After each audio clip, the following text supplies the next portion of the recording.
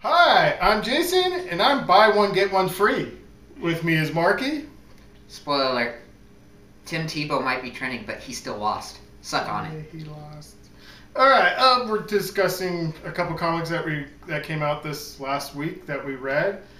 Do you want me to start, or you want to start? Why not, since you're lazy and only read one thing? Yeah, well, it wasn't because of laziness. I read the Penguin miniseries, issue number 1 of Pain and Prejudice. It was epically good. Like, it was probably like the best comic I've read in a few years. I'm giving it a 9.75.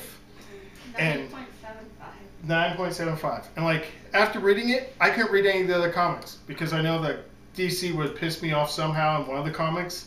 So I'm like, no, I'm just going to read this. And I took out my terrible Batman towel. It's like the Steelers' terrible towel. And I ran around the house going, yay! Joe Penguin! Go Penguin! Woo! You know, my nice little towel. It's like the terrible towel for the Steelers. But it was a penguin book, not a Yeah, penguin. but Batman popped up at the end. But You can find a penguin towel. yeah. And like, I didn't know much of Penguin's past. But like, because I never cared for the Penguin, he was just kind of like, he was an A-string character that kind of felt D-string-ish. This book made, like, wow. Like, he's an evil bastard. Like, but yet he has a sensitive side and a sad side. Like, his youth growing up was sad. And now he's a mean mofo. Like, you fuck with him, wow. He doesn't kill you. He makes you suffer, which is, like, so awesome. And he has his mother still alive. I never knew his mother was alive. Probably with a DC reboot, his mother's still alive. Excellent. Must be that Obamacare. Dragged her right out of the grave. Yeah, Obamacare kept her alive. She's all crippled, all in, but it's the sad. It has all emotions that you want. Comic, sadness. Like, you actually root for him at times. Like, I give it 9.75. Best comic of the year so far. Good job, DC. Marky. I don't know. Here, I'll just review all the books I read. All right. X-Men Schism, 5 of 5. Oh, so it's done. Yeah. X-Men Schism set up a bunch of, I guess, new X-Men stuff that's going to be happening. It's probably, I think it's stronger than all the DC books that are out right now. So, somebody's peeing. So that's That's what I was thinking. Yeah, she was peeing in the sink. So that's dirty bird. I actually think right now that storyline's probably the strongest one that's out, even over the other Marvel storylines. Then I read another Marvel book, the new Annihilators book, Annihilators Earthfall. I know nobody can see it, so I'm just going to use them to refresh my brain here. It was pretty strong. I actually liked it a little bit more than Annihilators.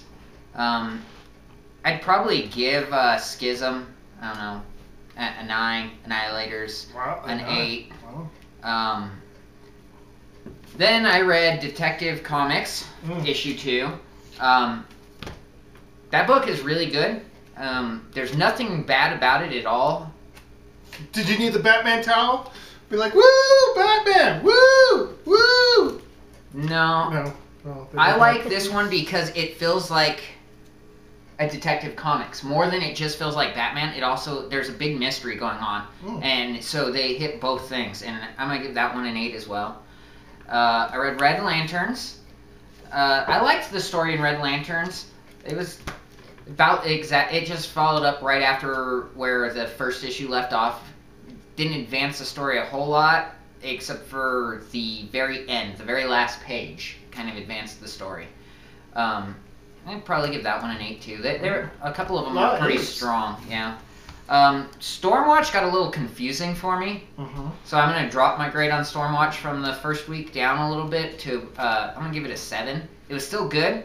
It's just that now you got a lot of characters that aren't as big name, and they're being thrown into the main, and it's kind of harder to keep track of them just because, you know, it's not Batman, it's not Green Lantern, it's just harder to keep track of all the, I guess, B-list characters.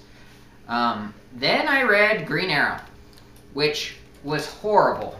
I'm gonna give it a 4 just because the story made sense. Oh.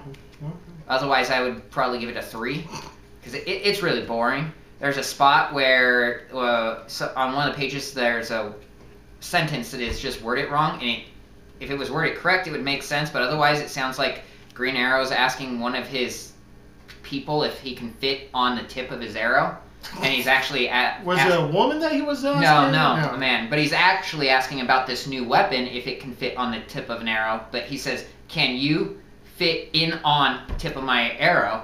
And it should be, "Can you fit it on the tip of my arrow?" So, and then there was Action Comics, which I just felt kind of ripped off with Action Comics because it was $3.99 and it wasn't longer than a normal comic. It didn't have a second story. It kind of had those like behind the scenes things that you get on DVDs. And I don't like the fact that Superman's so weak. I think it's supposed to be kind of like an Origins and maybe hasn't built up enough radiation yet from the sun. But it's just kind of crappy to see him get taken down because he's being electrocuted. He's fucking Superman. So it was kind of like Ragman at the end. Tampon Man. I guess. I mean, yeah. Basically the same complaint there. I mean, at least if they would have given me a second story, I wouldn't have felt ripped off. Because I think it's the standard length. It's like 19 or 20 pages, which I think they're like 18 to 22 is standard, somewhere in there. So it wasn't the fact that it was short, but it's just the fact that if they didn't stick something in there, they should charge me $2.99. Yeah. So I'm going to give it a 5. That's all I read. Yeah, and I didn't read anything else because of the Penguin one, so I guess that's it. Till next time.